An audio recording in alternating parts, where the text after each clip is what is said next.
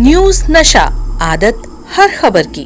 दोस्तों नमस्कार, मैं हूं विनीता यादव। और जिस तरह से हाई कोर्ट से नीतीश कुमार को एक बड़ा झटका लगा, क्योंकि राजनीति जब होती है तो उन तमाम बातों को ध्यान में नहीं रखा जाता जो कि संविधान के मुताबिक सबको एक बराबरी का दर्जा पहले से देते हैं।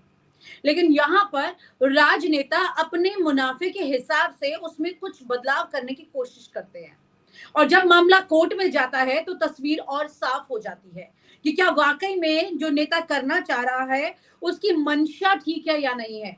यहाँ पर जिस तरह से 50 से 65% के आरक्षण की बात हो रही थी, जब उस पर ना सुनने को मिल गई कोर्ट से, तो बिहार में क्या होगा। लेकिन उस पर सबसे बड़ी बात, लीगल एस्पेक्ट में बात करने जा रहे हैं हम निर्भय प्रशांत जी से, जो कि पटना हाई कोर्ट से हैं, और उन्हीं से समझेंगे कि किस तरह से इस पूरे मामले में इसे झटका कह दिया गया सीधे सीधे। कोई गुंजाइश जो है यहाँ पर नीतीश कुमार को आगे दिखाई नहीं दे रही है। कैसे वो अब इस तस्वीर को और लोगों को लुभाने के लिए कोशिश करेंगे। निर्भय जी, क्योंकि चुनाव जो है ना, वो आप जान रहे हैं कि अगले साल चुनाव है, और यहाँ पर ये ब्रह्मास्त्र साबित हो सकता था इस सरकार के लिए।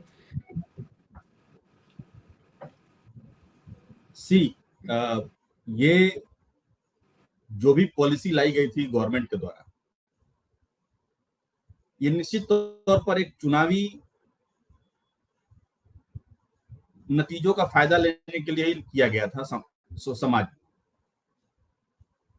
अभी क्या है कि बिहार सरकार ने एक जातिगत सर्वे किया था, और उस सर्वे के आधार पर एक जो सेटल्ड प्रिंसिपल है फॉर रिजर्वेशन, उस प्रिंसिपल को तोड़ मरोड़ करके अपने राजनीतिक फायदे के लिए 49.5% से ले को बढ़ा के 65% कर दिया गया। और इसके पीछे तर्क ये दिया जा रहा था कि भाई जिसकी जितनी भागीदारी होगी, साझेदारी होगी, उसकी उतनी भागीदारी और साझेदारी होगी जनसंख्या के आधार पर। जबकि ऐसा कई बार कई राज्यों ने इस तरह का फायदा उठाने का प्रयास किया है, जिसको honourable apex court, supreme court ने अपने कई जजमेंट्स के द्वारा राज्य सरकारों के इस तरह के समाज को बांटने का जो ये तरीका है, आरक्षण का एक दायरा बढ़ाकर 50% से ऊपर, उस एडिक्वेट रिप्रेजेंटेशन को ये लोग प्रोपोर्शनल रिप्रेजेंटेशन जो बनाने का प्रयास कर रहे हैं, इसको सुप्रीम कोर्ट ने अपने कई जजमेंट्स में खंडन किया है। और उसी के आधार पर पटना हाई कोर्ट ने भी हमारे याचिका पर इस 49.5 से जो बढ़ाया गया था कास्ट बेस्ड सर्वे के आधार पर, उसको तोड़ दिया गया है। जी, ये आपकी याचिका पर ये एक बड़ा फैसला तो सामने आ गया। आपको याद होगा कुछ वक्त पहले दिल्ली में सीजीआई को एक चिट्ठी लिखी गई थी, और इस चिट्ठी में कई देश के नामी वकीलों ने सिग्नेचर भी किए थे, और ये कहा था किस तरह से जो सत्ता है वो न्यायाधीशों के साथ में दिन और रात का वक्त बिता रहे हैं और फैसलों को एक तरह से प्रभावित कर देते हैं। लेकिन अगर यहाँ पर इस केस की बात की जाए तो बिहार हाईकोर्ट, क्या आपको लगता है इन सब चीजों से अछूता रहा है? न्यायपालिका कभी भी सत्ता के साथ नहीं चलती है। देखिए, न्यायपालिका हमेशा उन हर चीजों को संविधान प्रदत्त शक्तियों और संविधान के धाराओं के हिसाब से ही न्यायपालिका अपना कार्य करती आती रही है। इस तरह के जो भी रिप्रेजेंटेशन आते रहे हैं या जिन लोगों के द्वारा दिया जा रहा है, वो उठने बैठने को लेकर के इस तरह का रिप्रेजेंटेशन नहीं दिया गया था। रिप्रेजेंटेशन इसलिए दिया गया था कि जो चर्चित चेहरे हैं राजनीतिक क्षेत्र के या अन्य क्षेत्रों के, ये जब सॉरी टू से जब मीडिया पर आते हैं और अपना कुछ बयानबाजी करते हैं, उसके हिसाब से लगता है कि कुछ इन्फ्लुएंसिव होना शुरू हो जाता है। और वो एक जो ट्रायल चलता है, वो मीडिया ट्रायल के हिसाब से इन्फ्लुएंस होने का जो एक संभावना बना रहता है, उस पर एक बात जाती है। उसके लिए कहा गया था कि भाई जो न्यायपालिका को लेकर जिस तरह की बयानबाजी पब्लिक प्लेटफॉर्म पर पॉलिटिकल पार्टीज या नेताओं के द्वारा या फिर किसी भी व्यक्ति के द्वारा दिया जा रहा है, उस तरह की चीजों को लेकर के इस तरह का ये दिया गया था। न्यायपालिका कभी भी किसी के दबाव में आके काम नहीं करती है। न्यायपालिका सिर्फ और सिर्फ कानून प्रदत्त और संविधान प्रदत्त धाराओं और शक्तियों के हिसाब से ही कार्य करती है। और निश्चित तौर पर पटना हाईकोर्ट का यह जजमेंट जो एक मंशा था 65% लेके जाने का, जो अगेंस्ट द लॉ था, अगेंस्ट द कॉन्स्टिट्यूशन था, उसको सेट असाइड करके इस चीज को स्थापित कर दिया है। बिल्कुल, ये बहुत बड़ी बात है जिस तरह से ये तस्वीर सामने निकल के आई है, क्योंकि हाल ही में बहुत सारे ऐसे मामले देखे गए हैं जिसमें राजनीतिक दखल बहुत ज्यादा रहा, चाहे वो राहुल गांधी की सांसदी को लेकर के रहा हो, चाहे वो मनीष सिसोदिया की अरेस्टिंग को लेकर रहा हो। ऐसी बहुत सारी चीजें देखने के लिए रही वक्त में, लेकिन ये अपने आप में एक डिफरेंट फैसला है। आपको क्या लगता है कि आपके पास किस तरह के लोगों के रिएक्शन आ रहे हैं, क्योंकि ये लोगों से जुड़ा हुआ मुद्दा है सीधे सीधे। आपकी याचिका पर ये तस्वीर सामने निकल कर आई, लेकिन लोग क्या रिएक्ट कर रहे हैं? क्या किसी ने अपनी तरफ से ये कहा कि ये गलत हुआ? देखिए, समस्या ये है कि न्यायपालिका का जो आदेश होता है, जब वो पब्लिक प्लेटफॉर्म पर आता है तो कई लोग इससे सहमत हो सकते हैं, कई लोग इससे असहमत हो सकते हैं। सहमत वो होंगे जो कानून को मानते हैं, जो संविधान को मानते हैं। हो सकता है कि कुछ लोगों का जो व्यक्तिगत अपना एक व्यक्तिगत अगर कुछ फुलफिल नहीं हो पा रहा हो, वो सारे लोग सहमत नहीं हो सकते हैं। उस तरह के लोग रिएक्शन दे सकते हैं। बट कोई भी संस्था या कार्यपालिका हो, न्यायपालिका हो या विधायिका हो, वो संविधान प्रदत्त शक्तियों के बाहर जाके कार्य अगर करती है तो वो लोकतंत्र का जो एक पैमाना है, उस पैमाने पर चोट होती है। और उस चोट से बचाने के लिए ही न्यायपालिका बैठी हुई है कि कोई ऐसी या किसी तरह का निर्णय किसी के द्वारा लिया जा रहा हो जो संविधान के विरोध हो, उसके लिए प्रोटेक्ट करने के लिए न्यायपालिका बैठी हुई है। और लोगों का रिएक्शन आना जाना होता रहता है।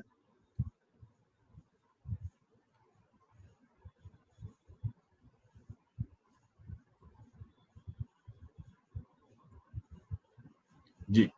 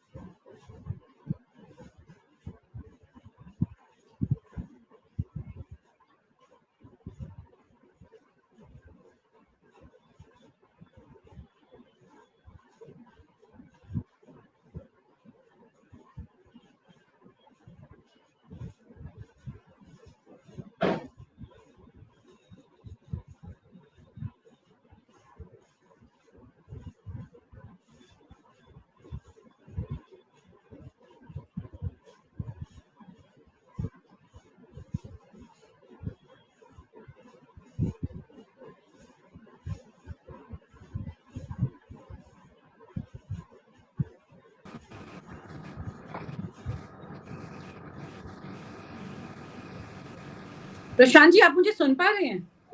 Yes, I am hearing.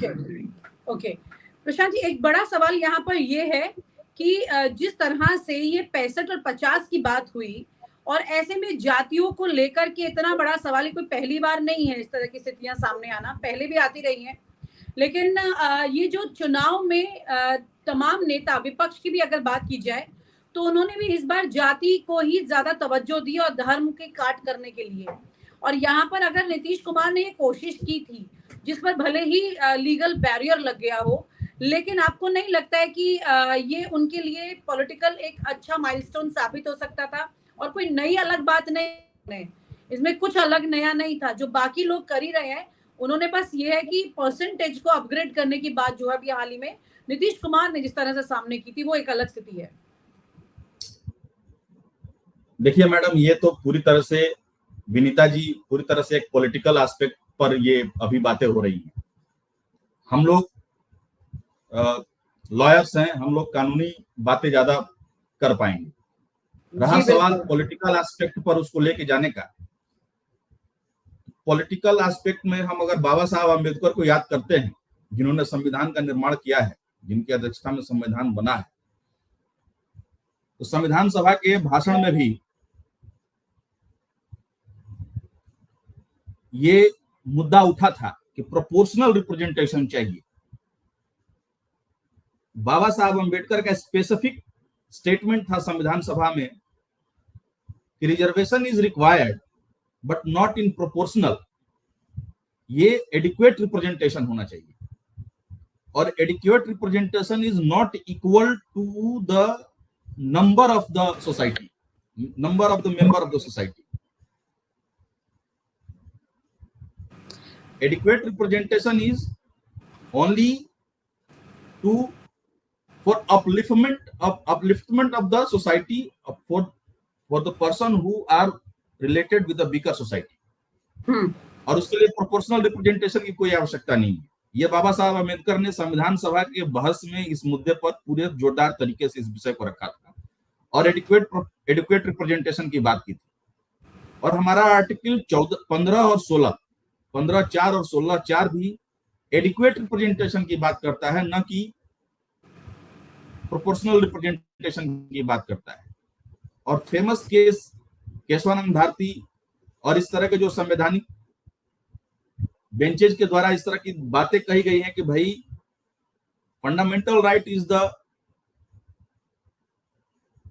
Basic structure of the constitution, और ये जो है अमेंड नहीं होगा इस लेवल पर कि सोसाइटी उससे अफेक्ट हो। जो भी इस तरह की चीजें लाई जा रही है ना, ये एक तरह से राजनीतिक फायदे तो मिल जाएंगे लोगों को, लेकिन ये सारी चीजें धरातल पर समाज बांटने का कार्य करती है। मैं इसमें नहीं जाना चाह रहा हूं क्योंकि ये प्योर पॉलिटिकल एस्पेक्ट हो जाएगा, लेकिन एक अपना ओपिनियन मैं ये दे रहा हूं कि ये सारी चीजें जो हैं ये समाज बांटती हैं, ये समाज जोड़ती नहीं। बिल्कुल ठीक बात कह रहे हैं, समाज बांटने का काम करती है। लेकिन जब आप इसकी तैयारी कर रहे थे और ये पूरा मामला जब क्योंकि बहुत मैटर करता है कौन आपके मामले को प्रेजेंट करने जा रहा है, उसकी खुद की क्या सोच है, वो कैसे देखता है, कितनी निष्पक्षता से देख रहा है या फिर उसे वो एक तरफ माइंड के साथ देख रहा है, बहुत ज्यादा जरूरी होती है ये सब चीजें। कानून के मुताबिक ही आप चलेंगे, वो आपके सामने है सारी चीजें।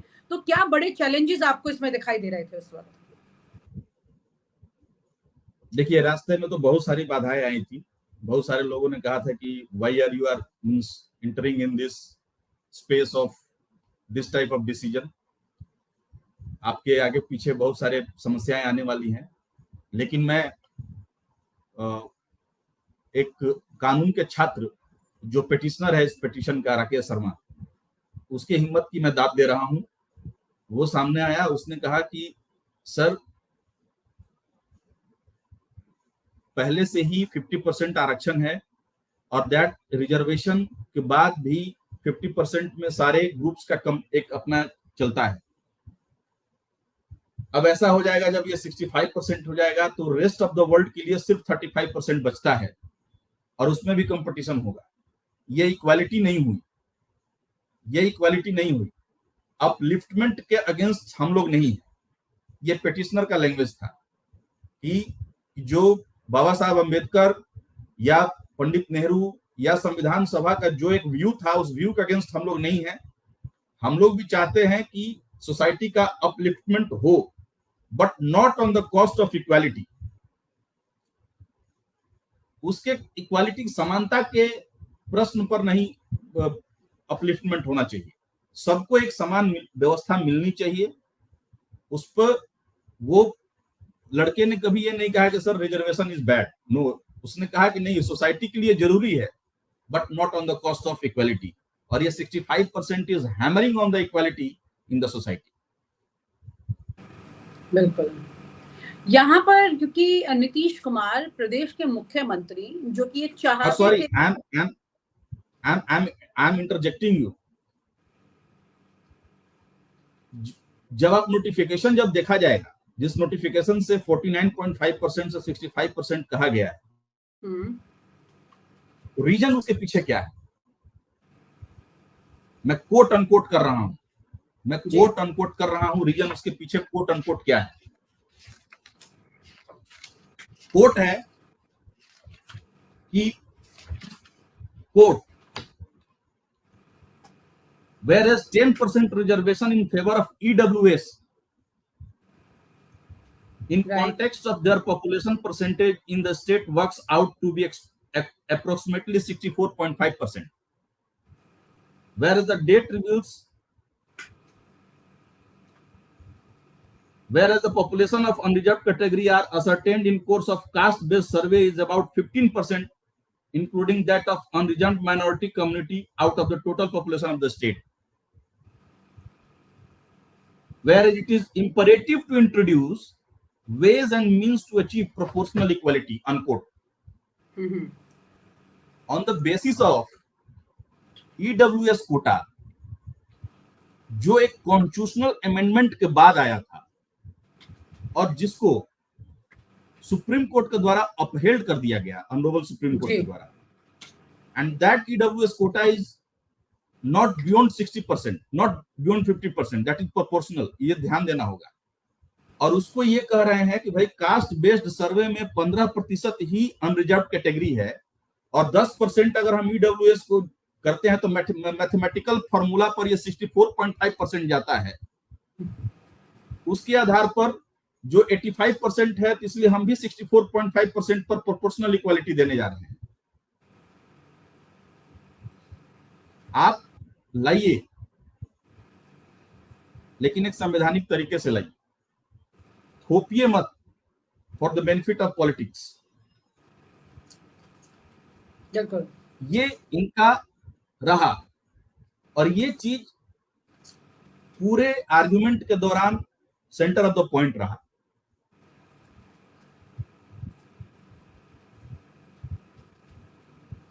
ये तो सबसे प्रोपोर्शनल इक्वालिटी,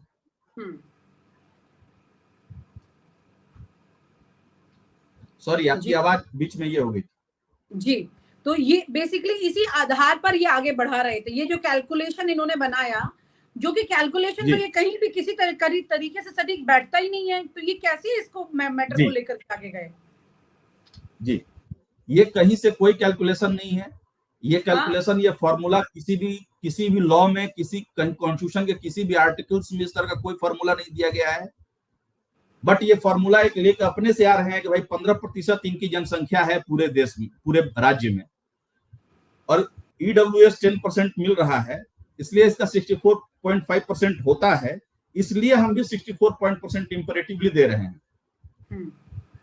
विनीता जी, आपको भी ये याद होगा कि पहला केस आया था चंपकम दो राजी का, जब कॉन्स्टिट्यूशन में 15(4) और 16(4) था ही नहीं। ये उस समय की बात है जी। उस समय कोर्ट ने कहा कि नहीं भाई, ये तो इनइक्वालिटी हो जाएगी, then amendment has come. Okay, कोई इसमें नहीं है। बालाजी केस आया, बालाजी केस ने कहा कि भाई 50% से अब नहीं जाएगा। उसको अफर्मेटिव मिला इंदिरा साहनी के केस से। इंदिरा साहनी केस 9 जजमेंट में 8 जजेज ने कहा कि भाई 50% सीलिंग कभी पार नहीं होगा, और उस चीज को आने वाले 5 और कॉन्स्टिट्यूशनल बेंच में उस चीज को अफर्म किया गया, KM Nagraj, T pi foundation etcetera में, एंड फुल स्टॉप लगाया गया मराठा आरक्षण केस में recently in 2021। Honourable apex court ने इस पर स्पेसिफिकली कहा कि भाई 50% की सीलिंग जो है रिजर्वेशन क्रॉस नहीं होगा। तब सवाल यह बनता है कि once there is a decision, apex court का है इस पर, एक बार नहीं 10 बार, फिर उसको ब्रीच करके अगर लाया जा रहा है 49.5% को 64.5% पर, इसका एक ही मीनिंग है कि they want the advantage of for their political interest and nothing more. Obviously ये पॉलिटिकल इंटरेस्ट के लिए था। बड़ी बात यह है कि अब ये नीतीश कुमार के लिए बड़ा झटका है, क्योंकि चुनाव से पहले ये उनके लिए एक बड़ा इक्का साबित हो सकता था, जो कि आपने खराब कर दिया। बड़ी बात ये है। हाँ, लेकिन ये है कि ये इक्वालिटी के लिए बिल्कुल सटीक चीज है। इसके लिए बहुत बहुत आपको मुबारकबाद, क्योंकि आपकी जो ये कोशिश है, ये बहुत सारा जो यूथ है उनके काम आने वाली है, क्योंकि वो इतनी मेहनत करते हैं। और जिस युवा की बात, जिसकी पीड़ा आपने बताई और इस मामले को आपने रखा है आगे, ये अपने आप में बहुत बड़ी बात है। इतने सारे यूथ हैं, मैं इसीलिए आपसे पूछ रही थी कि कुछ लोग के मैसेज आपके पास आए होंगे, उन्होंने कुछ कहा होगा। काफी लोग लॉयर तक रीच नहीं कर पाते, उन्हें नहीं पता होता है, लेकिन जो रीच करते हैं उनकी भावनाएं आप जानते हैं कि किस तरह की स्थितियां हैं, और ये फैसले कैसे कितने लोग की जिंदगी को बर्बाद भी कर सकते हैं। क्योंकि पहले ही इस वक्त नेट और नीट का इतना बड़ा विवाद चल रहा है, उसके अलावा इस तरह से चौतरफा अगर युवा घिरा रहेगा अलग अलग परेशानियों से, तो क्या आगे बढ़ेगा और क्या भविष्य बनाएगा। बहुत बहुत शुक्रिया आपका Prashant ji, thank you so much. बहुत बहुत धन्यवाद विनीता जी, बहुत बहुत थैंक यू, थैंक यू। और आप हमसे जुड़े रहने के लिए सब्सक्राइब करें YouTube पर, फॉलो करें ट्विटर पर और लाइक करें Facebook पर। और ज्यादा जानकारी